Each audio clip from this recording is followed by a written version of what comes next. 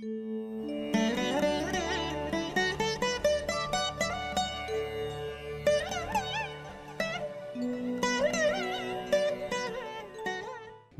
நேயர்கள் அனைவருக்கும் இனிய நல்வாழ்த்துக்கள். எல்லோரும் நன்றாக இருப்பீர்கள். இப்பொழுது பிப்ரவரி மாதம் 17ஆம் தேதியிலிருந்து 23ஆம் தேதி வரையிலான இந்த திங்கட்கிழமை முதல் ஞாயிற்றுக்கிழமை வரையிலான வார ராசி பலன்களை பார்க்கலாம்.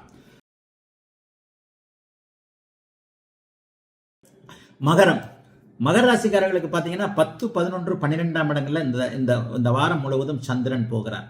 வாரம் முழுவதும் ராசியை குறிபார்த்து கொண்டிருப்பதும் 6ஆம் இடத்துல எதிரிகளை அடக்கக்கூடிய அளவுல இவர் செவ்வாய் 6ஆம் இடத்துல இருப்பதும் வாரத்தின் இறுதி நாட்கள்ல சந்திரமங்கல யோகம் தெளிவான ஒரு நிலைமையில் இருக்கிறதும் மிகப்பெரிய கொடுப்பினை. மகர ராசிக்காரர்களுக்கு இன்னும் 40 நாள்ல 7.5 சனி முழுமையாக முடிய போகிறது. இந்த அமைப்பு மிகப்பெரிய வெற்றிகளை மகர ராசிக்காரர்களுக்கு கொடுக்கக்கூடிய ஒன்று. ஒரு 5 வருஷமாவே மகர ராசிக்காரங்க நன்றாக இல்லை. 2020 2024 வரைக்கும் உங்களை போட்டு காலம் பிழிந்து எடுத்து விட்டது என்பதுதான் உண்மை. கவலைப்படாதீங்க. ஒரு 40 நாள்ல நல்லது நடக்க போகுது. அதே நாள ஜி பூம்பா மாதிரி ஒரே நாள்ல ஒரே சினிமால கோடீஸ்வரன் ஆகிற மாதிரி, சினிமால தான் ரஜினிகாந்த், விஜய், அஜித் எல்லாம் ஒரு பாட்டுல கோடீஸ்வரன் ஆயிடுவாங்க. அந்த மாதிரி வாழ்க்கையில நம்ம ஒரே பாட்டுல ஒரே ரீல்ஸ்ல நம்ம கோடீஸ்வரன் ஆயிட முடியாது. ஆனா படிப்படியாக எல்லா நல்லதும் நடப்பதற்கான முன்னேற்பாடுகள், அடிப்படை அம்சங்கள் அத்தனையும் கண்டிப்பாக இந்த வாரத்திலிருந்தே மகர ராசிக்காரர்களுக்கு நிச்சயமா நடக்குங்க.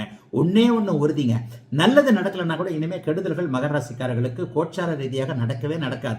தசாபுக்தி அமைப்புகளும் இனிமேல் சாதகமான ஒன்றைத்தான் கொடுக்கும் அப்படிங்கிறது தான் உண்மை.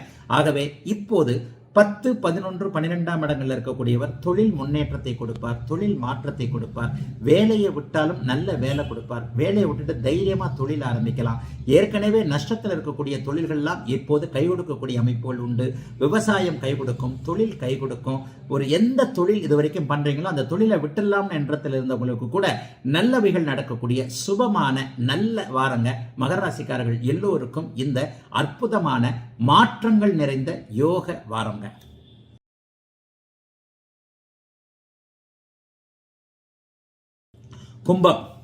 கும்பராசிக்காரர்களுக்கு இப்போது ஜென்மச்சனி விலகப் போகிறது என்பதை அடிக்கடி சொல்லிட்டு வரேன். கும்பராசிக்காரர்களுக்கு முழுமையாக ஜென்மச்சனி விலகப் போகின்ற அமைப்பு, நல்லது நடக்க போகுது.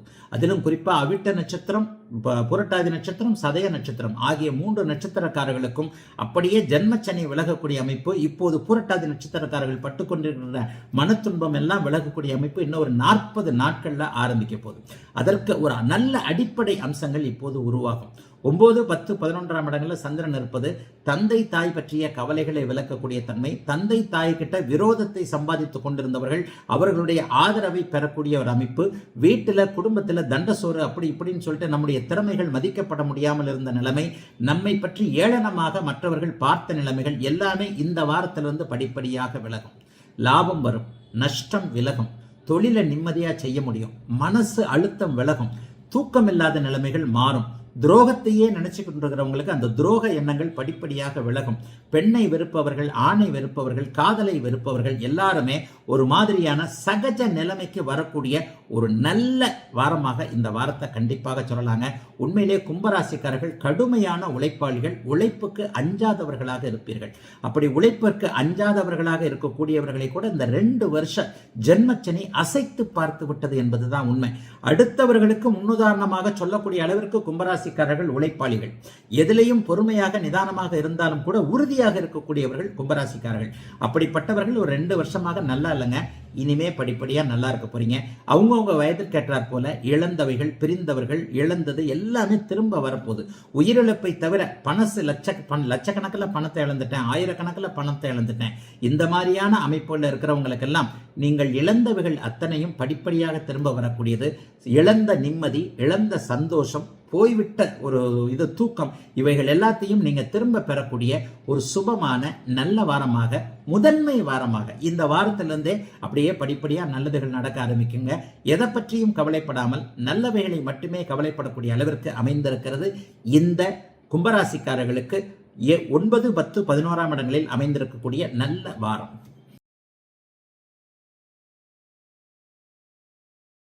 நிறைவாக மீனராசிக்காரர்களுக்கு வாரத்தின் ஆரம்ப நாளிலேயே சந்திராஷ்டமம் ஆரம்பிக்குது. மீனராசிக்காரர்களுக்கு திங்கட்கிழமை சாயந்தரம் 6 மணி 2 நிமிஷத்திலிருந்து 17ஆம் தேதி, அதாவது திங்கட்கிழமை சாயந்தரம் 6 மணிலிருந்து வியாழக்கிழமை காலையில 6 மணி 49 நிமிஷம் வரைக்குமே உங்களுக்கு சந்திராஷ்டமம். 17ஆம் தேதி பிப்ரவரி மாதம் 17ஆம் தேதியிலிருந்து சந்திராஷ்டமம் ஆரம்பிக்குது. பிப்ரவரி 20ஆம் தேதி வியாழக்கிழமை சாயந்தரம் காலையில 6:49 வரைக்கும். அப்ப என்ன நடக்குது அப்படின்னு பாத்தீங்கன்னா, செவ்வாய்க்கிழமை புதன்கிழமை இந்த 2 நாட்களும் முழுக்க உங்களுக்கு சந்திராஷ்டமம். இந்த சந்திராஷ்டமத்துல உச்சனுடைய வீட்டில தான், சுக்கரனுடைய வீட்டில தான் அவர் இருக்கிறார்னாலும் அவருக்கு நேரடியாக குரு சுக்கிர தொடர்புகள் இல்லை. ஆகவே வாரத்தின் முதன்மை நாளான செவ்வாய்க்கிழமையும் புதன்கிழமையும் எந்த ஒரு விஷயத்தையும் மீனராசிக்காரர்கள் முடிவுகளை எடுக்காம தள்ளி போட வேண்டிய அமைப்புகள் இப்போது இருக்கு.